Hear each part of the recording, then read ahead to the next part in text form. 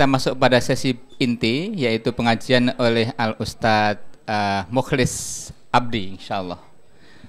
Untuk itu waktu sekitar secukupnya saya sampaikan kepada beliau. Kemudian setelah itu nanti kita lanjutkan dengan dialog, insyaallah. Secukupnya itu kata halus itu. Pakai ini, Pak? Oh enggak. Secukupnya itu kata halus itu.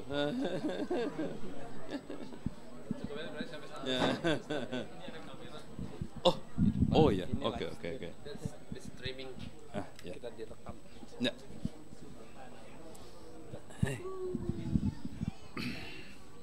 Bismillahirrahmanirrahim. Assalamualaikum warahmatullahi wabarakatuh.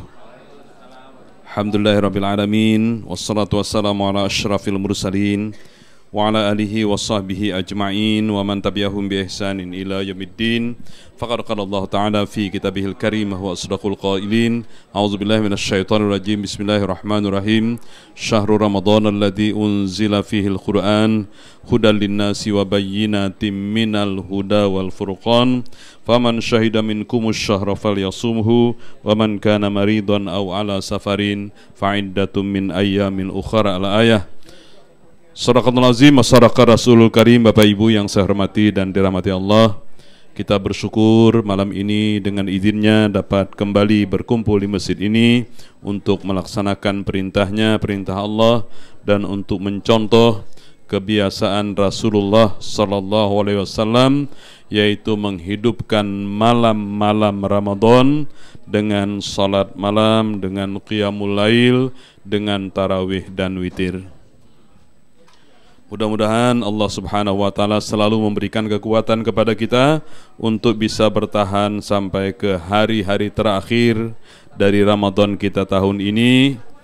Bukan hanya hari terakhir sampai ke malam terakhir, bukan saja ke malam terakhir, tapi sampai ke jam dan menit-menit terakhir. Siapa tahu Ramadan kita ini adalah Ramadan yang terakhir dalam hidup kita masing-masing. InsyaAllah Ramadannya masih ada tahun depan, Pak. Tapi kita belum tentu bisa sampai umurnya ke Ramadan tahun depan.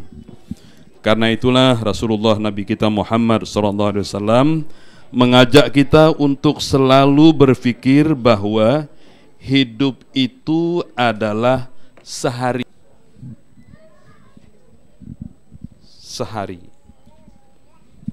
Setelah sehari, sehari lagi.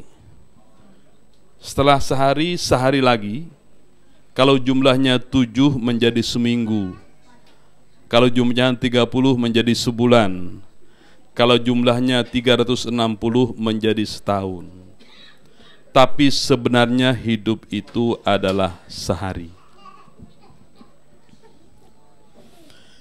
Setiap hari yang kita lalui mestinya harus kita anggap sebagai hari kita yang terakhir. Siapa tahu ini adalah hari kita yang terakhir. Siapa tahu tarawih tadi adalah tarawih kita yang terakhir. Siapa tahu witir tadi adalah witir kita yang terakhir. Karena dalam beberapa jam berikutnya bisa terjadi segala sesuatu kepada kita, kepada keluarga kita. Kita semua mendapat pelajaran begitu banyak orang yang sehat-sehat saja, tapi tiba-tiba besok pagi sudah diantar ke tanah kusir, kalau di Jakarta Pak ya. Ke tanah kusir ya. Beribu-ribu orang menangis, berjuta-juta orang menangis, tetap saja itu tidak akan mengembalikan apa-apa lagi jika saat itu sudah tiba. Apabila kita bisa menganggap setiap hari kita itu adalah hari terakhir, maka kita akan memaksimalkan hari itu. Jangan menunda-nunda.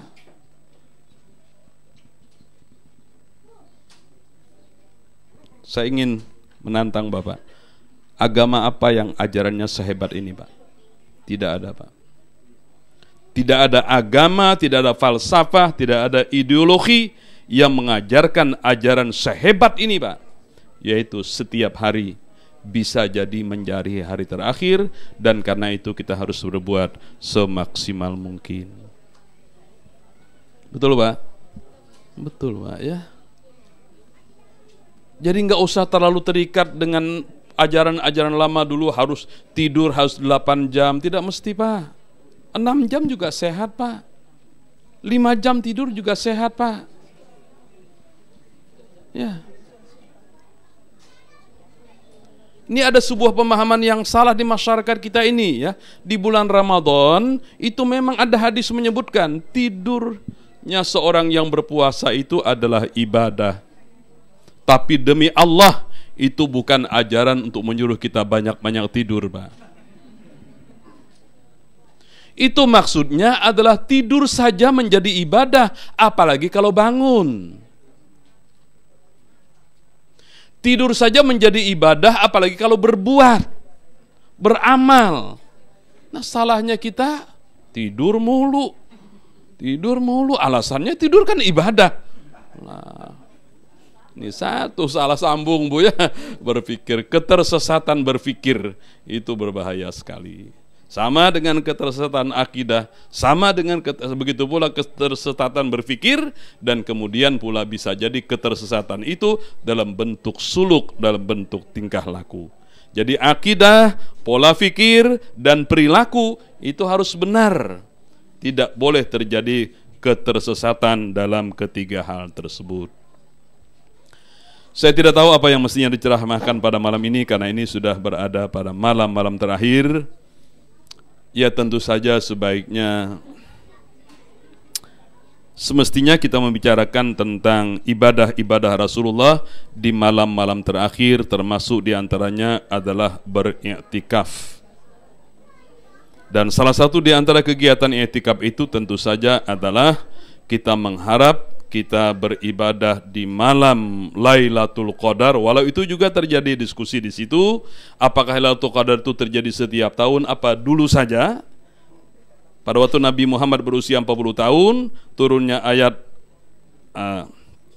surah Al-Alaq itu, dan itulah Lailatul Qadar itu, ataukah terjadi di setiap malam Ramadan? Ini soal perbedaan pendapat, diskusi yang sudah panjang di kalangan para ulama. Silakan saja ya. Pendek kata, di malam-malam terakhir Ramadan memang kita dianjurkan untuk meningkatkan ibadah-ibadah kita. Sangat berbeda sekali dengan musalla dan masjid di Indonesia. Malam terakhir itu jamaahnya mengalami kemajuan luar biasa. Safnya maju Pak, safnya maju Pak. Yang tadi 20 saf tinggal 5 Pak. Jamaah mengalami kemajuan, safnya maju Pak ya. Itu rata-rata di Indonesia seperti itu ya. Saya gembira sekali bertemu dengan Bapak Ibu malam hari ini. Saya teringat dengan dua buah buku yang sudah terbit di Indonesia, yaitu judulnya Menemukan Islam di Amerika. Sudah ada 2 buku di Indonesia itu terbit, Menemukan Islam di Amerika. Itu adalah tulisan para mahasiswa-mahasiswa, para pekerja-pekerja muslim yang di Indonesia biasa aja tadinya. Tapi begitu di Amerika Pak, belajar Islam, belajar ngaji, dekat dengan musalla, ikut dengan kegiatan-kegiatan dan sebagainya. Akhirnya mengerti Islam, faham Islam, cinta Islam. Itulah kumpulan tulisan yang dimuat dalam 2 buku itu, yaitu Menemukan Islam di Amerika. Di Indonesia biasa aja Pak, tapi setelah ke Amerika baru ngerti, Islam ini hebat sekali ternyata. Menumbuhkan pride, menumbuhkan kebanggaan. Lalu menjadi muslim yang benar ya.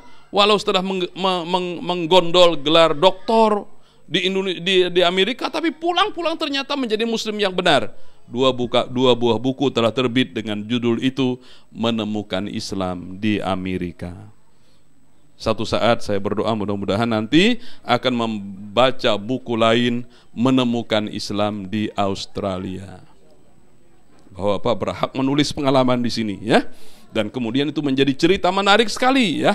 Karena apa? Karena banyak di antara kita yang tadinya biasa saja kan Pak. Di Indonesia biasa, jarang ke masjid ya Pak ya.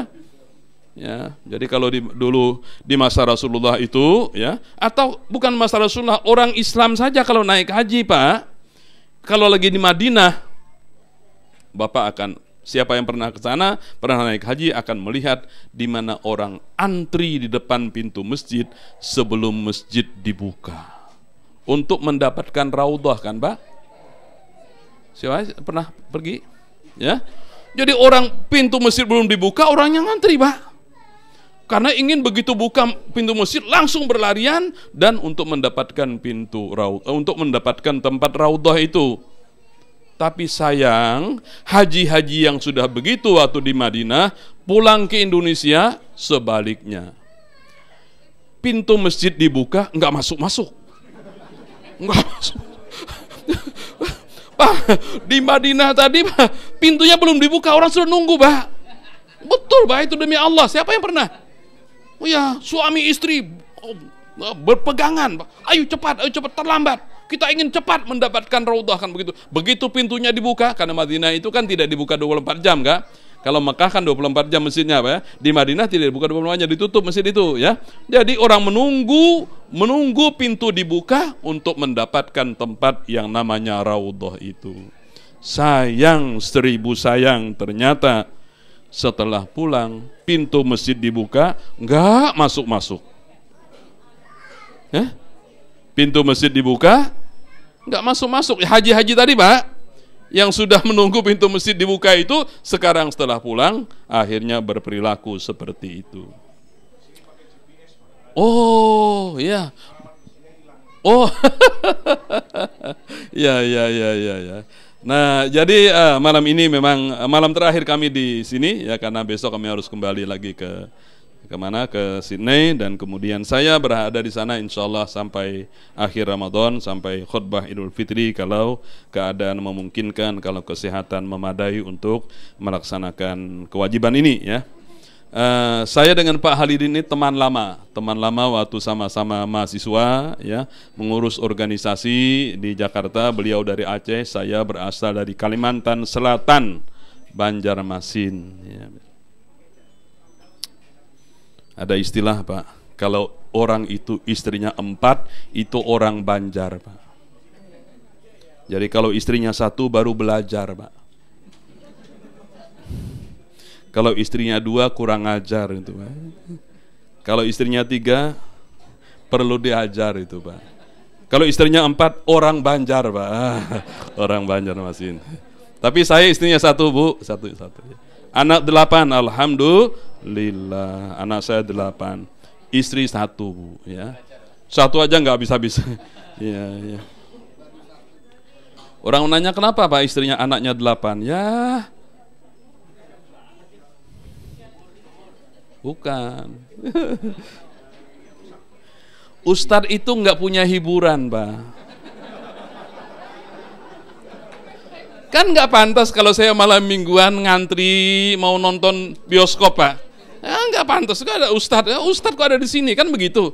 Jadi karena itu kalau pulang ke rumah, ya hiburannya itu lagi. Ya.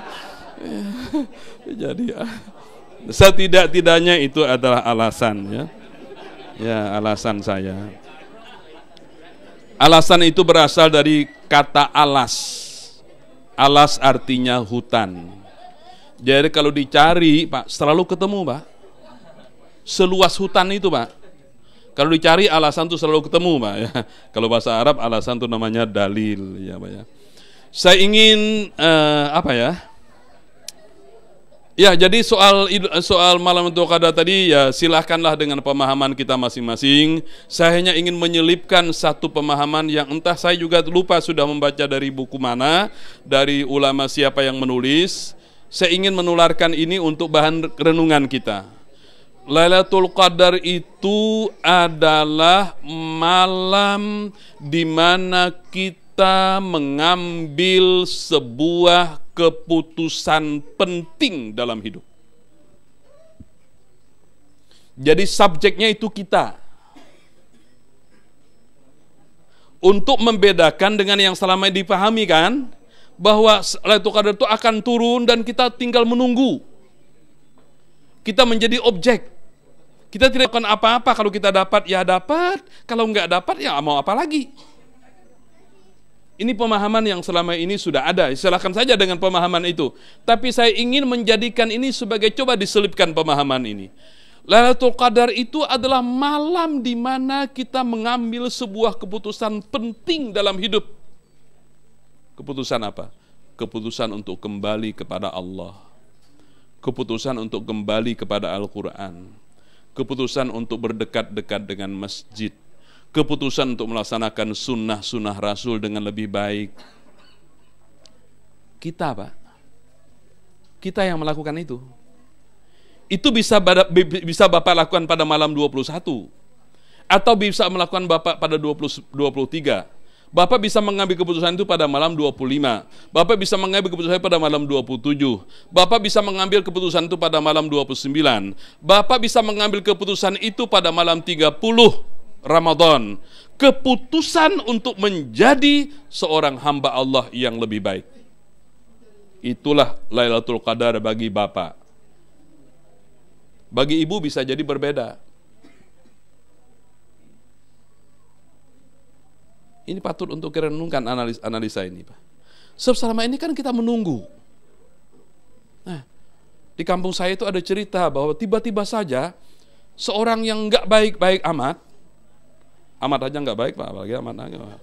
Ya, nggak baik-baik amat. Tiba-tiba dia keluar rumah di malam itu Qadar. Tiba-tiba dia menemukan malam itu. Anak orang ini nggak ibadah, Pak, biasa saja. Jadi dia keluar rumah di malam itu Qadar. Tiba-tiba dia melihat malam Lailatul Qadar itu. Maka dia gugup dia, kaget dia. Mau minta apa ya? Nggak bisa berdoa, Pak. Mau minta apa, bingung. Ya. Jadi yang paling gampang itu minta untuk jadi orang kaya. Jadi orang kaya itu bahasa Banjarmasin namanya jadi orang sugih. Sugih itu kaya. Ternyata agak mirip dengan bahasa Jawa. Jawa itu sugih juga ya. Sugih itu kaya.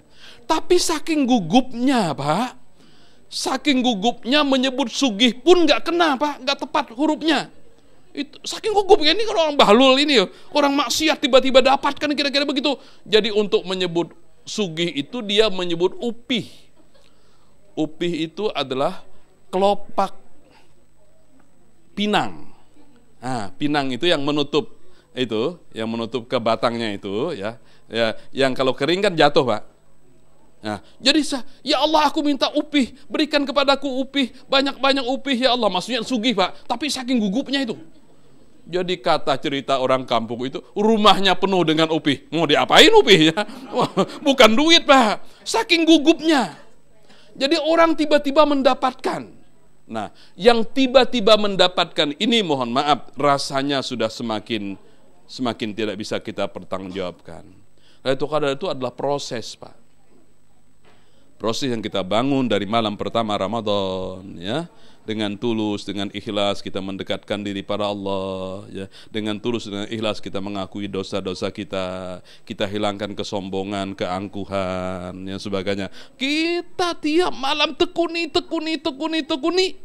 sampailah ke malam 21, atau ke malam 23, atau malam ke-25, atau malam ke-27, atau malam ke-29, kita tersadar. Wah, kalau begini saya harus kembali kepada Allah, saya harus kembali menjadi musuh yang benar. Dan itulah malam Lailatul Qadar bagi Bapak. Dan malam itu nilainya lebih baik dari 1000 bulan. 1000 bulan itu 53 tahun kurang lebih, Pak. Berapa? Oh, 83 betul. Oh, sorry saya. Ya, 83 tahun. Ya, lebih baik dari ibadah tanpa kesadaran yang telah dilaksanakan walau 80 tahunan, kira-kira begitu, Pak. Malam kesadaran itu, Pak, kalau kita mendapatkan hati kemudian tersentuh. Kita meninggalkan semua kesombongan, keangkuhan yang selama ini ada pada kita. Ya Allah, begitu hinanya saya ini, ya Allah. Selalu berpura-pura, selalu tampil ya sebagai orang soleh, padahal saya, ya Allah, jauh dari Engkau, jauh dari Quran, jauh dari salat tahajud. Tahajud saya baru 3 kali seumur hidup, ya Allah. Yang pertama mau menikah. Yang kedua waktu lahiran anak pertama. Yang ketiga waktu naik haji. Jadi 23 tahun Nabi kita itu tidak pernah meninggalkan tahajud. 23 tahun, Pak. 23 tahun tidak pernah meninggalkan tahajud kecuali sekali. Pada waktu beliau melaksanakan Hujjatul Wada, Haji Wada, beliau terlambat bangun waktu di Muzdalifah. Itulah satu-satunya riwayat menyebutkan dia terlambat bangun dan tidak salat tahajud. 23 tahun hanya sekali tidak tahajud. Oh, gampang sekali Pak rumusnya. Kita tinggal dibalik Pak.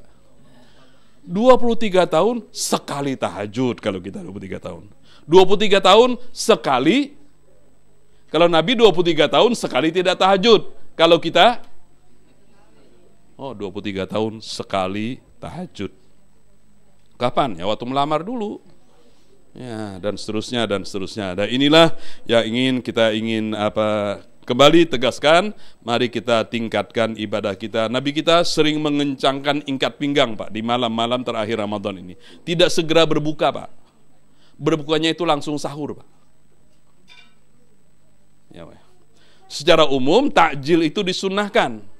Menyegerakan berbuka itu disunnahkan, kecuali pada malam-malam Lailatul Qadar. Nabi biasa mengencangkan ikat pinggang, tidak berjumpa dengan istri, dan kemudian menunda berbukanya sampai malam. Adapun yang pertama tadi, tentu saja menyegerakan berbuka.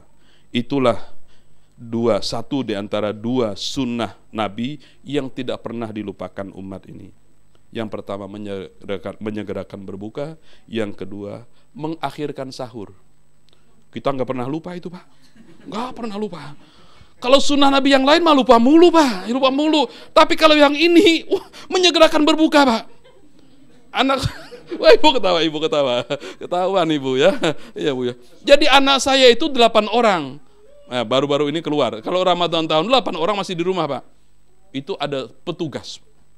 Petugas yang laki-laki nomor 2 terkecil. Menjaga adzan di TV di lantai 2, Pak. Adiknya semua, kakaknya sudah duduk semua, abang-abangnya sudah. Jadi anak ini menjadi pelengkap penderita ini. Selalu ditugaskan. Jadi begitu sudah adzan, sudah. Adiknya turun, kakaknya sudah minum semua itu. Adiknya baru turun, Pak.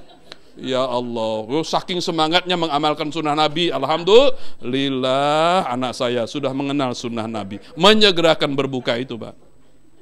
Sebaliknya kalau sahur kan belum kan Bi, baru tarhim kan Bi ya, baru imsak kan Bi. Kata Abi kan kalau imsak kan masih boleh makan, yang tidak boleh kan kalau sudah adzan. Selalu ditawar-tawar begitu, Pak. Ditawar-tawar, sedikit lagi ya Bi ya, sedikit lagi ya. Tanggung. Itu kalau sahur, mentakhirkan sahur. 2 sunnah Nabi yang tidak pernah dilupakan umat, yaitu menyegerakan berbuka dan melambatkan sahur. Sunnah Nabi mah lupa mulu, yang lain lupa mulu, Pak, kecuali yang itu. Ada yang menghubung-hubungkan, bisa jadi karena dulu Islam ke Indonesia itu dibawa oleh pedagang Gujarat. Ini analisa nggak ilmiah ini, Pak, ya, nggak ilmiah sama sekali ini. Karena itu orang kita itu kalau ibadah itu modelnya dagang. Jadi kalau salat, kalau salat, kalau puasa, kalau zakat, kalau haji, kalau baca Quran, kalau salat tahajud, seperti menjual sesuatu kepada Allah. Dan Allah harus membayar. Dan jeleknya itu adalah Allah harus membayar sesuai dengan maunya kita. Bahwa Allah akan membalas kalau Bapak ikhlas pasti, Pak. Bu, kalau Ibu ikhlas pasti Allah akan memberikan balasan. Tapi yang buruk adalah Allah kita inginkan membalas sesuai dengan apa yang kita inginkan. Maka doa-doa kita itu sering ngotot, Pak. Ada doa yang berbunyi, ya Allah, jika rezeki saya di langit, turunkan. Jika rezeki saya di bumi, keluarin. Jika rezeki saya di langit, tolin, munculin. Ini malaikat bukan mengambil. Inti ngapain ini? Ya, inti ngapain? Rezeki itu dicari. Ya, Pak ya? Rezeki itu dicari, bukan dengan bermimpi seperti itu. Karena itu Umar bin Khattab radhiyallahu an secara hebat memerintahkan kepada seluruh dunia Islam. Waktu itu kekuasaan Islam sudah sangat luas. Dia memerintahkan kepada seluruh dunia Islam agar mengunci pintu masjid 10 menit atau 5 menit setelah salat Jumat. Kunci pintu masjid dan usir orang keluar dari masjid. Itu hebatnya Umar. Ya, Umar itu memang orang yang sangat memiliki jiwa pembaru yang luar biasa. Ya, dia menangkap pesannya. Dialah yang bermula berinisiatif untuk melaksanakan tarawih 23 rakaat, Pak. Kalau di masa Rasulullah tarawih itu cuman 11 rakaat. Umar lah yang mentradisikan tarawih 23. Kenapa? Tarawih dan witir 23. Kenapa Pak Umar?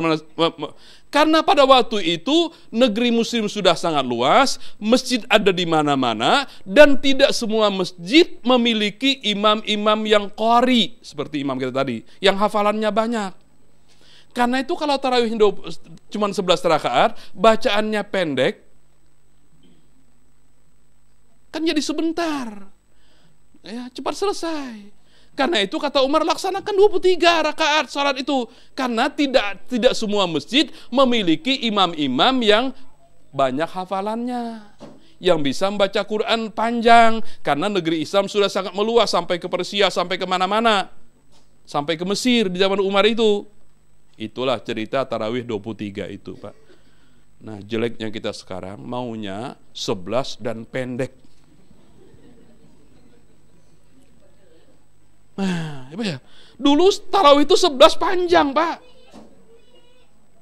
Kalau tidak bisa 11 panjang, pilih 23. Itu sunnah Umar. Alaikum bisunnati wa sunnatil khulafa'ir rasyidina mim ba'di. Nabi menyuruh agar kita mengikuti sunnah para khulafa'ur rasyid, termasuk Umar itu tarawih 23 kalau imamnya tidak bisa membaca surah-surah dan ayat-ayat yang panjang. Tapi apa mau dikata, maunya kita sekarang 11 saja dan pendek-pendek. Di masjid saya, waduh, di samping rumah saya tidak pernah bisa sholat di masjid di samping rumah itu. Tapi di masjid di samping rumah saya itu, anak saya yang paling kecil namanya Inasa Hasanatina, pernah melapor pada saya, Bi, di masjid nggak ada waladhdallin, Bi. Loh, bingung saya, nggak ada waladhdallin. Ah, yang benar. Coba dah Habib dengerin. Nggak ada waladhdallin. Nggak ada waladhdallin. Dia meyakinkan saya itu. Anak kecil ini kan nggak mungkin berdusta, Pak. Besok malam sebelum saya berangkat untuk ceramah, saya dengerin. Oh, ini penyebabnya. Bukan tidak ada waladhdallin, Pak. Tapi saking semangatnya jamaahnya, Pak. Belum waladhdallin sudah amin, Pak. Ah, ini ternyata salah aja, Pak. Jadi imamnya ada ustadz muda dari pesantren, Pak, ya, mengajar di pesantren dia. Dia sudah tamat, dia bertugas mengajar di situ berapa tahun. Itu kalau Ramadan dia pulang. Itu bacaannya merdu, bagus suaranya, dan cepat, Pak. Dia disenangi karena cepatnya itu. Dan rupanya kecepatannya itu telah berhasil memacu semangat jamaah. Jadi bismillahirrahmanirrahim, alhamdulillahirabbil alamin arrahmanir rahim maliki yaumiddin iyyaka na'budu wa iyyaka nasta'in ihdinas siratal mustaqim siratal ladzina an'amta 'alaihim ghairil maghdubi 'alaihim walad amin. Jamaahnya, Pak, langsung oh, ini penyebabnya nggak ada waladhdallin ini. Bukan tidak ada, tapi waladhdallin itu tertelan oleh suara makmum ini, Pak. Makmumnya semangat sekali rupanya, alhamdulillah semangatnya, semangat 45 ya. Nggak selesai Fatihah sudah waladhdallin, sudah amin. Baik ibu sekalian, bapak sekalian, apa ya? Ada 5 kesalahan umum dalam berpuasanya umat Islam hari ini. Saya sudah menyampaikan kesempatan tertentu di mana saya ulang-ulang, saya lupa. Ya, jadi ada 5 kesalahan umum dalam berpuasanya umat Islam pada hari-hari ini. Tentu saja kalimat ini tentu dipahami dengan jujur, Pak, ya. Saya tidak bermaksud untuk menyalahkan siapa-siapa. Siapa tahu juga saya berada kelompok yang salah itu. Tapi kita kaji secara ilmiah, secara analitis, apa kesalahannya sehingga Ramadan datang dan pergi di masyarakat kita seperti biduk lalu kiambang bertaut itu.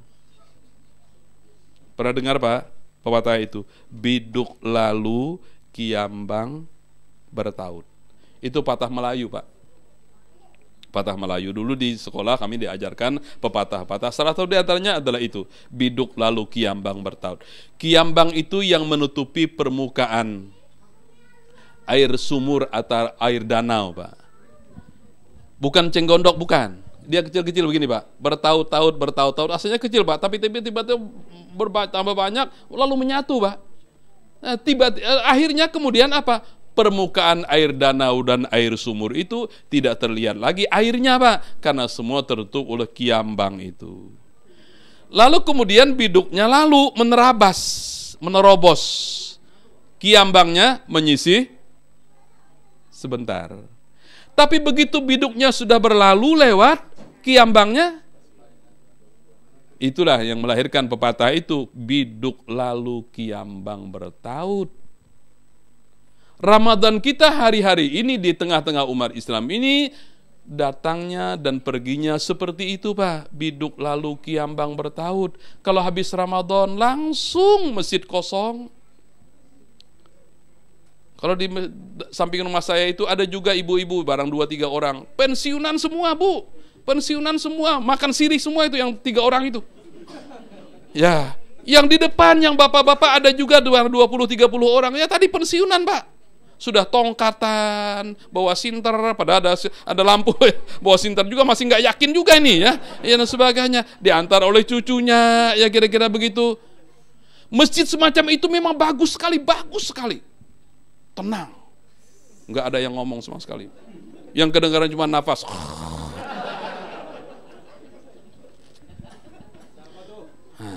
Tapi masjid semacam itu sebentar lagi wassalam itu. Wassalam, gak ada yang ngurus lagi kan. Anak muda gak ada di masjid. Iya Pak ya? Nah, inilah akibat dari kesalahan ini. Kesalahan dalam melihat Ramadan, melihat ibadah kita. Dan ini kesalahan yang paling serius. Kesalahan paling serius itu ditulis oleh Syekh Abdul Ala Al-Maududi dalam sebuah bukunya. Seorang ulama Pakistan menyebutkan 4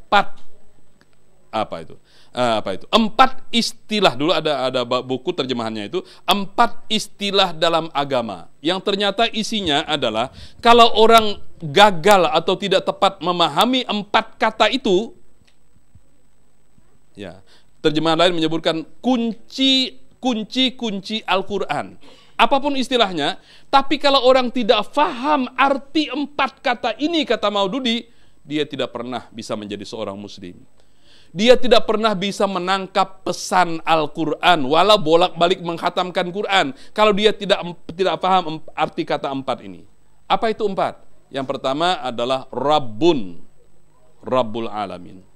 Yang kedua ilah, la ilaha illallah. Yang ketiga adalah ibadah. Yang keempat adalah din. Ini 4 kata dalam Quran. Ilah, Rabbun, ilah, lalu kemudian ibadah dan din. Apabila orang tidak bisa memahami arti sebenarnya dari 4 kata ini, maka dia tidak pernah bisa menangkap pesan Quran. Lakum dinukum waliyadin lalu diartikan dengan bagimu agamamu, bagiku agamaku, bagimu tempat ibadahmu, bagiku tempat ibadahku. Kalau hanya sekedar diartikan itu, tidak akan ada masalah, Pak. Tapi kalau din itu diartikan dengan sistem hidup,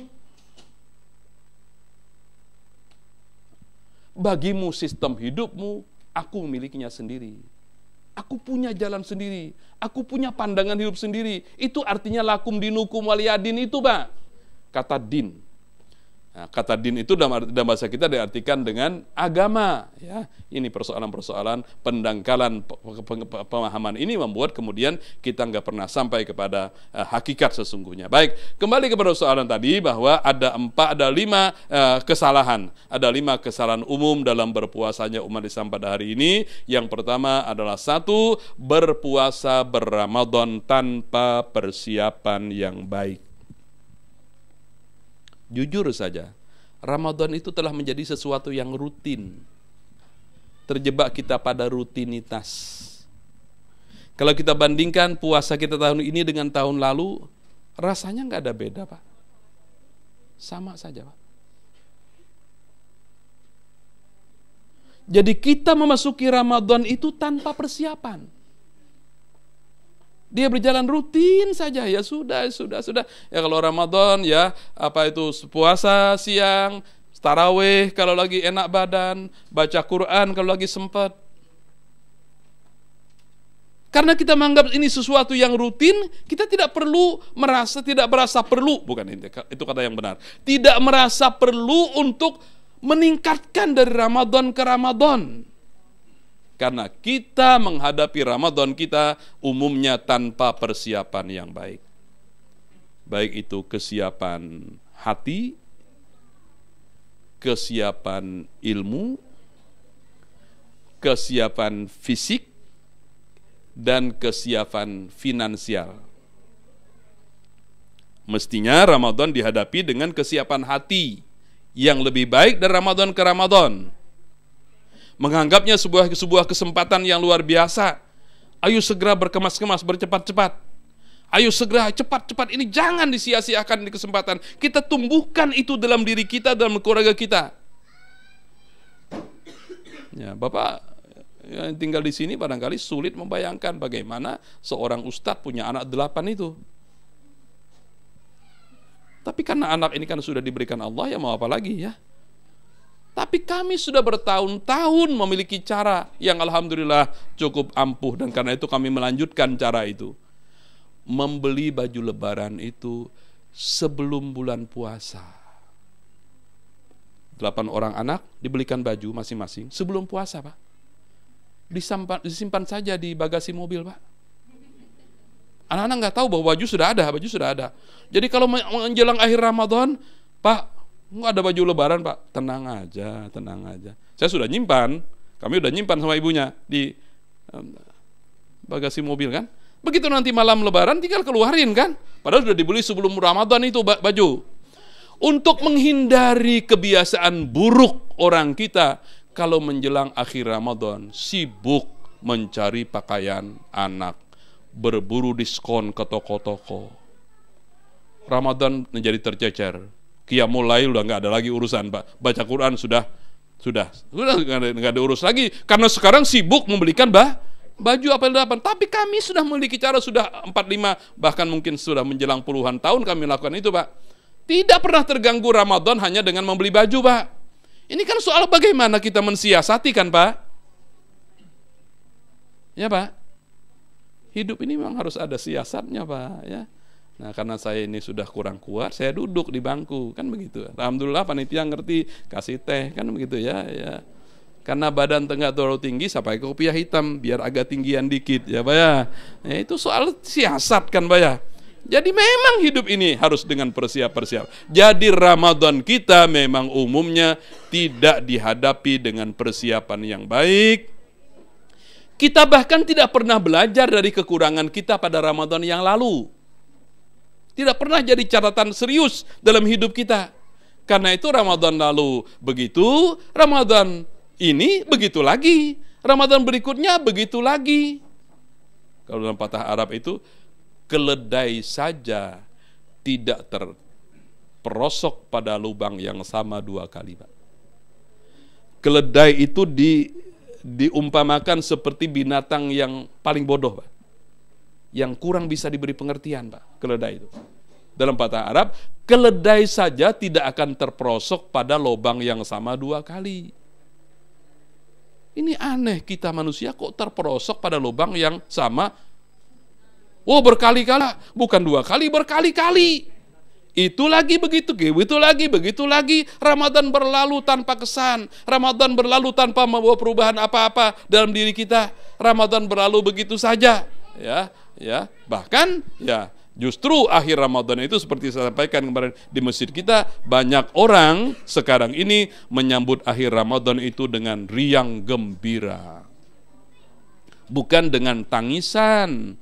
Dulu para sahabat berpisah dengan Ramadan dengan menangis, sekarang orang berpisah dengan Ramadan dengan penuh sukacita, ya, mengucapkan alhamdulillah. Nggak ada yang salah dengan alhamdulillah, Pak. Alhamdulillah saya sampai di sini walau terlambat, tapi alhamdulillah masih bisa isya sebelum tarawih. Alhamdulillah tarawih kita dipimpin oleh imam kita yang bagus bacaannya, yang doa kunutnya sangat menyentuh. Alhamdulillah, alhamdulillah. Ya Pak ya, alhamdulillah selalu. Tapi kalau akhir Ramadan, alhamdulillahnya biasanya beda Pak. Apa Pak? Alhamdulillahnya Bu. Kalau akhir Ramadan biasanya alhamdulillahnya gimana? Alhamdulillah, akhirnya selesai juga. Kok panjang banget ya Pak ya? Alhamdulillah panjang banget itu. Iya, padahal mestinya sedang-sedang saja, 4 harakat kayak kira-kira. Alhamdulillah selesai umpamanya. Tapi kalau alhamdulillah akhirnya selesai juga, itu apa maksudnya Pak? Besok langsung bebas merdeka. Besok langsung balas dendam. Ya Pak ya? Karena sudah selesai, kayak lepas dari sisa kubur aja Pak ya. Ini orang, ya Allah nggak mengerti saya. Ya, langsung saja ya, rukuh dicuci, nggak disentuh-sentuh lagi, masukin yang bagus-bagus. Ya Pak ya, rukuh di Jakarta bisa harganya 2 juta Pak sekarang. Rukuh yang bagus itu harganya 2 juta bisa ya. Tapi sayang dipakai-pakai terus, lipat, Quran taruh tempatnya, sajadah lipat, ya, kan begitu ya Pak? Nah, karena sudah selesai. 1, berRamadan tanpa persiapan. 1. Yang kedua, kesalahan umumnya berpuasa umat Islam pada hari ini adalah berRamadan tidak mengacu kepada tujuannya. Inilah yang kemarin saya sampaikan di masjid kita, terjebak pada ritualisme. Jadi Ramadan, puasa itu telah kita ubah menjadi tujuan.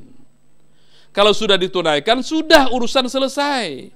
Padahal dia mestinya kita anggap sebagai cara, sebagai sarana oleh Allah untuk menyampaikan kita pada sebuah tujuan lain.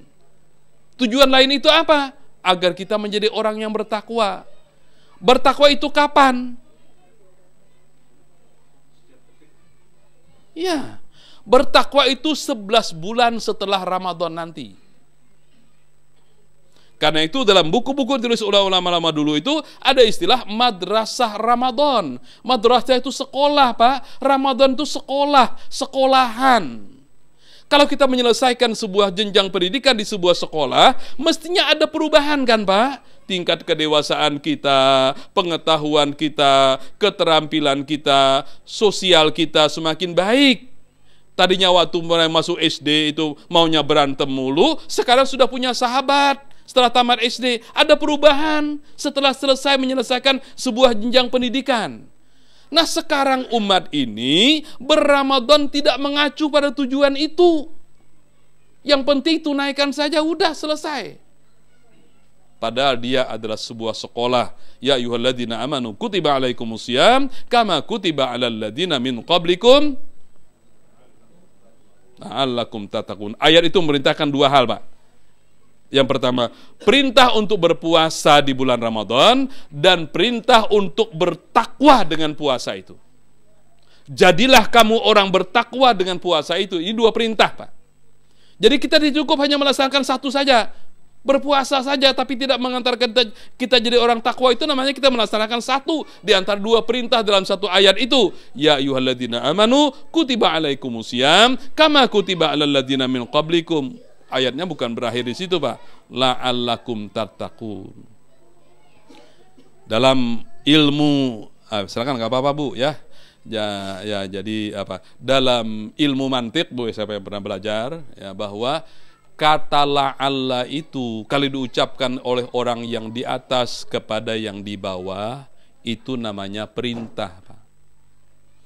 Kalau dikatakan oleh saya dengan Bapak yang hubungan kita sederajat, itu namanya memang permohonan, Pak. La'alla itu artinya semoga, mudah-mudahan. Kalau bahasa terjemahan kita namanya agar supaya kamu bertakwa. Jadi kalau saya mengatakan kepada Bapak, Pak, tolong tutup pintu, Pak. Itu artinya permohonan, Pak. Bapak bisa mengatakan, aku nggak sempat. Aku juga lagi sibuk nih. Nggak bisa nutup saya. Karena permohonan, karena kita sederajat, Pak. Tapi kalau kepala kantor mengatakan kepada Bapak, Pak, tolong tutup pintu, itu jangan coba-coba. Wah, jadi perkara itu, Pak. Nah, Bapak tidak bisa membahas bahwa kan Bapak mengatakan tolong, Pak. Kata tolong itu kalau diucapkan oleh orang di atas kepada yang di bawah, itu namanya perintah. La'allakum tattaqun itu jangan difahami sebagai satu ajakan. Oh bukan, itu perintah Allah, Pak. Bertakwalah kamu dengan puasa itu. Itu maksudnya.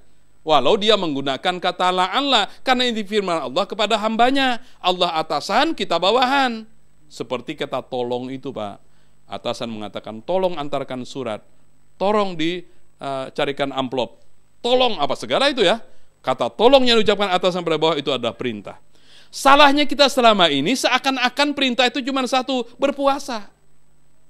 Karena itu kalau kita sudah melaksanakan, kita merasa sudah melaksanakan perintah itu. Padahal di situ ada dua perintah. Perintah untuk berpuasa di bulan Ramadan dan perintah untuk bertakwa dengan puasa itu. Jadi tidak cukup hanya kita berpuasa saja. Jadilah orang yang bertakwa dengan puasa. Itulah yang dikehendaki dengan surah Al-Baqarah ayat 183 itu. Karena itu kajian tentang takwa itu harus menjadi perhatian kita di bulan Ramadan ini, Pak. Tadarus kita tentang takwa itu harus betul-betul dipertajam, Pak. Kita harus mengerti apa kriteria orang bertakwa itu agar kita melaksanakan puasa sambil mengacu kepada tujuan tersebut. Bapak bisa menggunakan surah Ali Imran itu, wasari'u ila maghfiratin mir rabbikum wa jannatin 'arduhas samawati wal ardu uiddat lil muttaqin. Apa ciri orang bertakwa? Alladzina yunfiquna fis sarai wad dharra wal kaziminal ghaiza wal 'afina 'anil nas wallahu yuhibbul muhsinin walladzina idza fa'alu fahisatan. Dan seterusnya itu, Pak. Itu betul-betul harus dikaji, didalami, didiskusikan di tengah-tengah keluarga. Apa kriteria orang bertakwa? Dan mari kita berpuasa di bulan Ramadan dengan mengacu kepada tujuan itu. Jadilah orang yang bertakwa dengan puasa kita. Jadi perintahnya bukan berpuasa saja, Pak. Kesalahan kedua, berpuasa tidak mengacu kepada tujuan. Yang pertama, berRamadan tanpa persiapan. Yang kedua, berRamadan tidak mengacu kepada tujuannya. Yang ketiga adalah berRamadan yang tidak optimal. Apaan itu, Pak? Binatang apa itu optimal? Kita bahkan tidak pernah mendapat penjelasan apa Ramadan yang optimal itu. Jadi jangankan melaksanakan, tahu saja belum. Yang sudah tahu saja belum tentu bisa melaksanakan, kan, Pak? Antara tahu dengan melaksanakan itu dua wilayah yang berbeda. Tapi untuk bisa melaksanakan orang harus tahu dulu. Nah, ini tahu saja belum. Karena itu harus ada pengertian tentang Ramadan yang optimal itu. Apa Ramadan yang optimal? Ramadan yang optimal adalah Ramadan yang dikehendaki oleh Allah dalam firman-Nya dalam surah Al-Baqarah 183 sampai 188. Yang paling penting sampainya itu, Pak. Itulah kesatuan kehendak Allah yang dikehendaki dari kita bulan Ramadan itu 183 sampai 188. Dalam Quran yang bukan Quran terjemah dan cetakan Indonesia, bukan cetakan Arab Saudi, yang bukan terjemahan, biasanya Menara Kudus, kertasnya kertas koran, ya, Pak ya? Bu, itu ditandai dengan huruf Ain di luar halaman Quran. Dulu guru ngaji di kampung mengajarkan kepada kita, kalau mau berhenti baca Quran, mau stop maksudnya, bukan berhenti nggak baca-baca lagi, bukan. Mau stop baca Quran, kalau bisa cari ainnya, sampaikan ke ain. Tadarusan di malam-malam Ramadan satu ain kan, Pak ya? Satu ain itu namanya satu makro. Satu makro itu satu alinea. Allah membicarakan satu masalah itu dalam satu ain. Kalau sudah ain di luar ain itu masalah baru lagi. Itu maksudnya. Tapi sekarang kita tidak lagi memahami seperti itu. Karena itu Ramadan kita umumnya tidak optimal. Apa yang tidak optimal Ramadan itu? Puasa sih puasa. Tarawih sekali-sekali. Baca Al-Quran kalau sempat. Puasanya pun masih puasa kelas 1. Apa kelas 1 itu? Puasa tidak makan, tidak minum, tidak bersuami istri. Kata Imam Ghazali, puasa awam. Masa sudah jenggotnya putih ini masih puasa awam aja? Meningkat dong kepada puasa khawas, puasa khusus. Yaitu puasa tidak makan, tidak minum, tidak bersuami istri. Lalu kemudian menahan anggota tubuh, menjaga anggota tubuh dari perbuatan maksiat. Mata, telinga, mulut, tangan, kaki ditahan, dijauhkan dari perbuatan maksiat.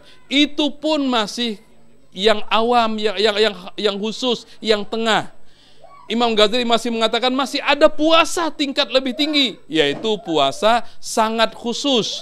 Puasa khawasul khawas namanya Pak, yaitu tidak makan, tidak minum, tidak bersuami istri, lalu menahan anggota tubuh dari perbuatan maksiat, mata, telinga, hidung, tangan, kaki, dan seterusnya, bahkan menahan hati. Karena maksiat itu bisa dilakukan dengan hati Pak. Bapak menduga-duga saya korupsi itu, Bapak maksiat Pak. Wah, Bapak beli mobil baru lagi, jangan-jangan korupsi. Nah, ini Bapak sudah maksiat Pak, maksiat dengan hati. Walau Bapak tidak pernah mengatakan itu, hati Bapak menduga itu Pak, itu sudah maksiat Pak. Jadi puasa terbaik adalah puasa yang selain tidak makan, tidak minum, tidak bersuami istri, menahan anggota tubuh dari perbuatan maksiat, menahan hati dari maksiat hati itu. Berbaik sangka, berikhlas-ikhlas. Ya Pak ya? Karena itu salah satu di amalan Ramadan itu adalah bersedekah Kak. Pak ya? Baik bersedekah sepanjang tahun, tapi sebaik-baik sedekah adalah sedekah di bulan Ramadan. Baik bersedekah sepanjang bulan Ramadan, tapi sebaik-baik sedekah di bulan Ramadan adalah memberikan makanan berbuka pada orang yang berpuasa. Kenapa? Karena itu membantu membersihkan hati ini dari prasangka, ya, dari sebagainya itu kita bersihkan dengan cara memperbanyak sedekah, karena sedekah itu adalah cara kita untuk melawan kecenderungan kita yang senang kepada harta benda, yang suka punya tabungan besar. Karena itu kemudian sedekah itu melawan untuk apa? Bukan melawan untuk tidak ditunggangi oleh syaitan, tidak dimanfaatkan oleh syaitan untuk membuat kita menjadi orang yang tidak peduli pada apa yang terjadi di sekitar kita. Ya, ini kesalahan yang ketiga, Ramadan tidak optimal. Tidak optimal ya. Karena itu 183 sampai 188 surah Al-Baqarah itu memuat Ramadan yang maksimal itu. Ramadan yang maksimal adalah Ramadan yang kita melibatkan pada 7 kegiatan utama. Yang pertama Ramadan dan puasa, 183 ayatnya. Ayat 183 maksudnya surah Al-Baqarah 183. Yang kedua Ramadan dan fakir miskin, ayat 184. Yang ketiga Ramadan dan Al-Quran, ayat 185. Syahrul Ramadan alladzi unzila fil Qur'an. Yang keempat Ramadan dan doa, 186. Wa idza sa'alaka ibadi anni fa inni qarib. Yang kelima adalah Ramadan dan pembinaan keluarga. Uhilla lakum la tasiyami rafatsu ila nisaikum hunna libasul lakum wa antum libasul lahun. Yang keenam Ramadan dan pemakmuran masjid.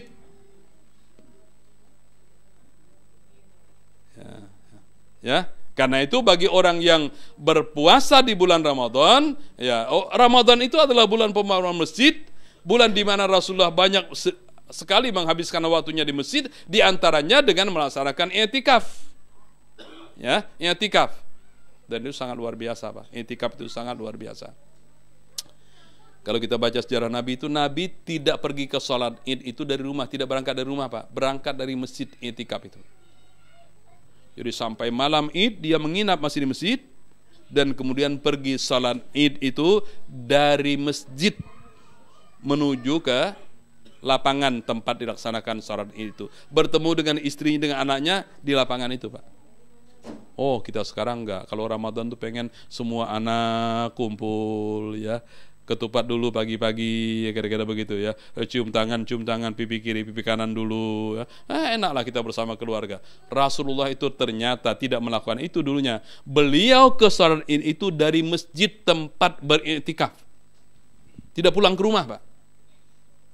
Saking hebatnya ibadah itu. Dan karena itulah ada cerita-cerita bagaimana para sahabat menangis kalau Ramadan berakhir.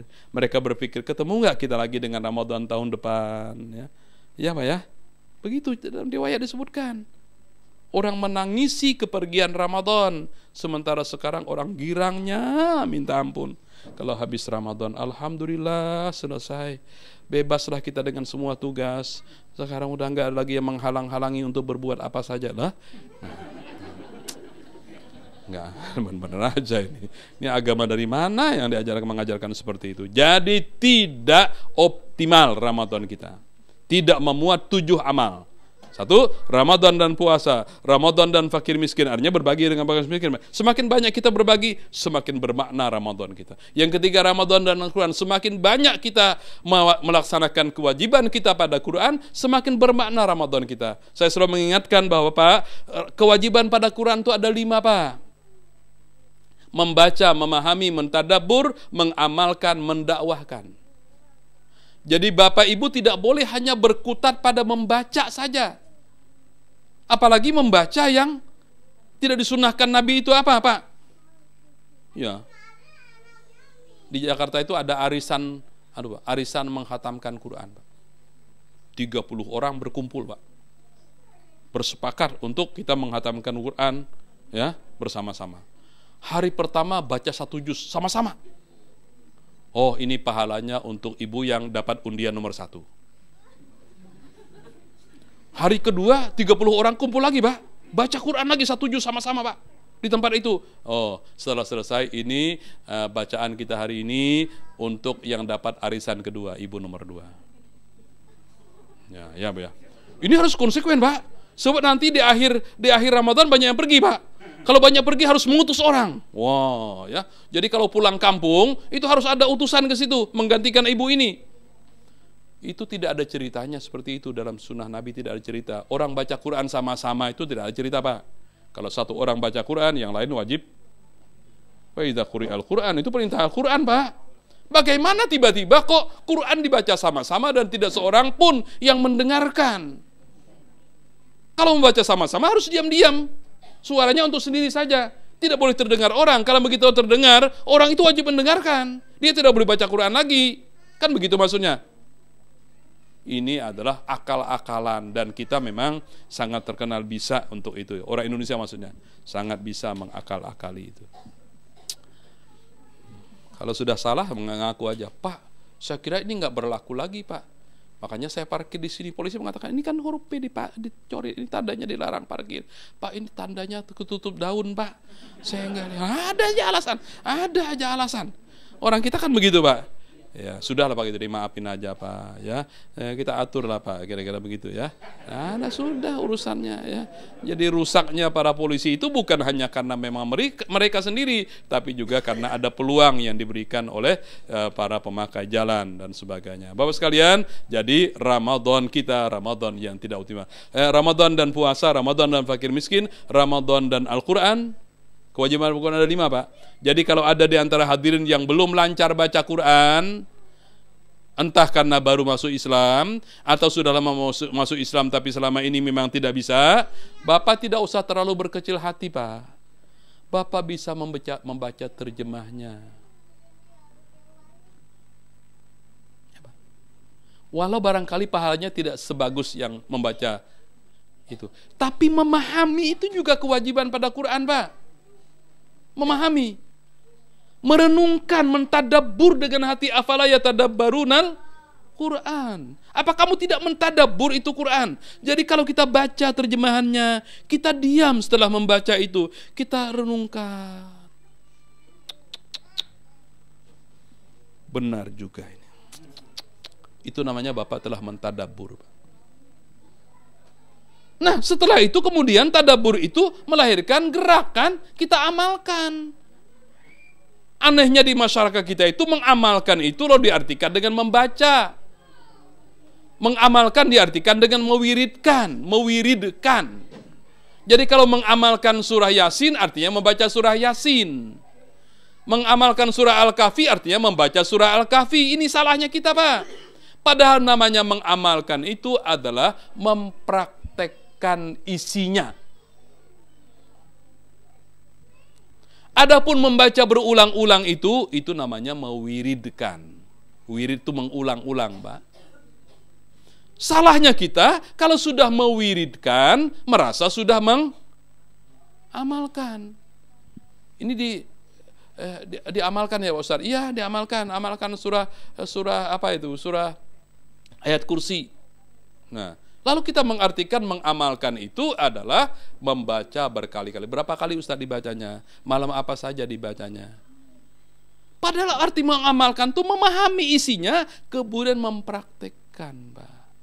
Kalau soal mengamalkan seperti itu, anggota DPR itu adalah yang paling rajin mengamalkan ayat kursi. Kursinya nggak dilepas-lepas itu ya. Ayatnya ditinggalin, Pak, kursinya tetap aja dipegang. Ya, rajin sekali mengamalkan ayat kursi itu anggota DPR kita. Mohon maaf, ada nggak di sini? Nggak ada ya. Di Mesir dimana ketemu ya, dengan segala permohonan maaf ya, dengan segala permohonan maaf. Ya. Silakan aja. Ya. Ya, jadi Ramadan dan Ramadan dan Al-Quran, Ramadan dan doa. Wa idza sa'alaka ibadi anni fa inni qarib. Ramadan itu adalah bulan di mana Allah mengingatkan kita tidak cukup hanya berusaha, tapi kita juga harus berdoa.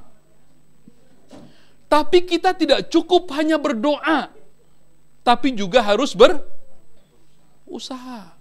Inilah sikap hidup Islam yang diajarkan kepada kita, Pak. Orang Islam itu sangat rajin berdoa, tapi sangat getol berusaha. Itu asalnya. Tapi sekarang ini kita melihat umat yang rajin berdoa, tapi malas bekerja. Ada pula umat yang rajin bekerja, malas. Orang yang rajin bekerja, malas berdoa itu dapat duit, Pak. Tapi dia terancam kekufuran, Pak. Dia terancam tidak bersyukur nikmat, Pak. Karena dia merasa bahwa duit itu dapatkan karena kemampuannya. Wah, ini kalau panitia sudah berdiri, saya rasa ditegur, Pak. Ya.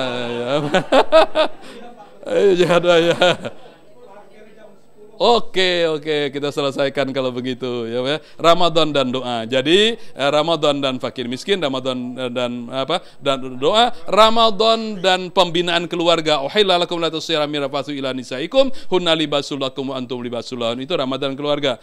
Yang kelima adalah Ramadan dan pemakmuran masjid.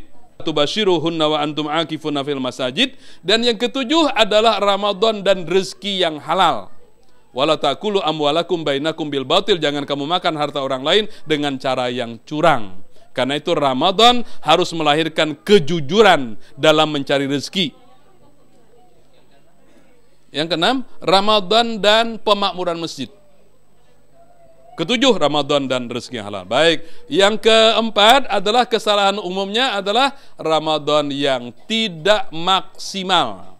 Jadi ada optimal mengacu pada muatan kalau menurut istilah saya. Maksimal mengacu kepada waktu. Jadi banyak orang beribadah di bulan Ramadan tidak sampai ke hari terakhir, Pak. Tidak sampai ke hari terakhir, ke malam terakhirnya itu, Pak. Karena itu kebiasaan baik itu tidak sempat menjadi kebiasaan. Ada pepatah dulu yang kita kenal, Allah bisa karena. Jadi kita harus tarawih tiap malam, Pak, tiap malam, agar tarawih itu malam itu menjadi kebiasaan nanti setelah Ramadan. Kita harus baca Quran tiap hari, Pak, agar baca Quran itu menjadi kebiasaan lagi baru setelah Ramadan selesai. Itu yang saya maksud dengan Ramadan yang tidak maksimal dari segi waktu. Nah, tadi cerita itu, Pak, cerita tarawih di malam-malam 20 itu biasanya hanya tinggal 1/4 saja ya. Baru ramai lagi setelah malam-malam terakhir. Baik, yang keempat, yang kelima, yang terakhir. Kesalahan umum dalam berpuasanya umat Islam hari ini adalah gagal menindaklanjuti Ramadan. Apa saja kalau tidak ada follow up yang baik, Pak? Sebaik apapun, Pak. Karena itu Nabi kita bersabda, khairul amal madama wa in qalla. Sebaik-baik amal itu adalah yang dawam, yang kontinu, yang rutin, walau sedikit. Jadi ada kontinuitasnya, Pak. Itulah yang akan membentuk menyentuh hati kita terus-menerus, mengingatkan kita terus, membentuk kepribadian karena kita lakukan secara rutin dalam waktu yang lama.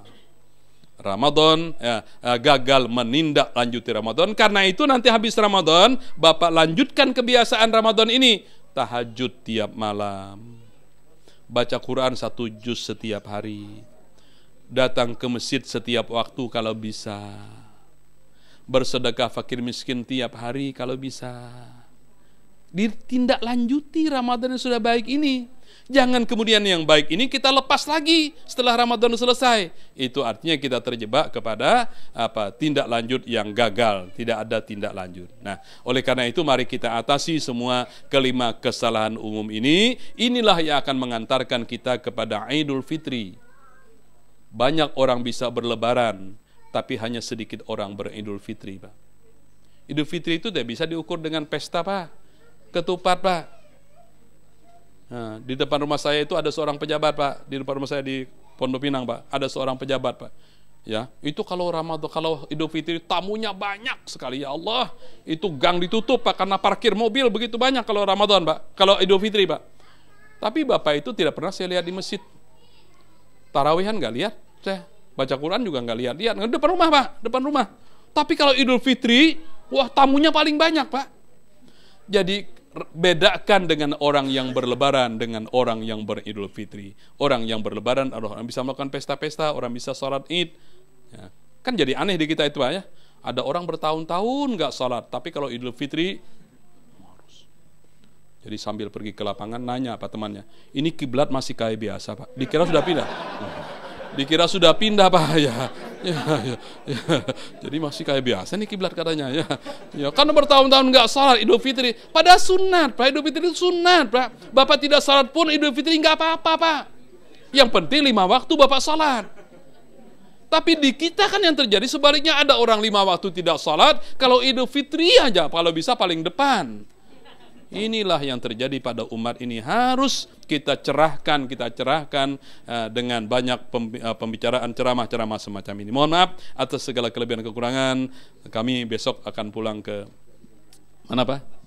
Ke Sydney dan kemudian melanjutkan di sana beberapa hari. Mudah-mudahan ceramah ini ada manfaatnya bagi kita semua. Mari kita hindari 5 kesalahan tadi dan mudah-mudahan kita termasuk orang yang beridul fitri, bukan hanya sekedar orang yang berlebaran. Wassalamualaikum warahmatullahi wabarakatuh.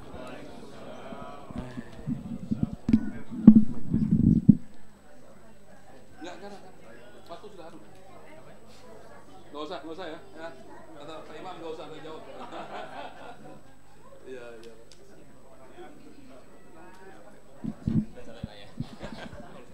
Oh gitu? Oh enggak itu Anda pura-pura itu tadi. Baik Bapak Ibu sekalian, alhamdulillahirabbil alamin, sudah kita dengarkan bersama-sama tausiah dari Pak Mukhlis.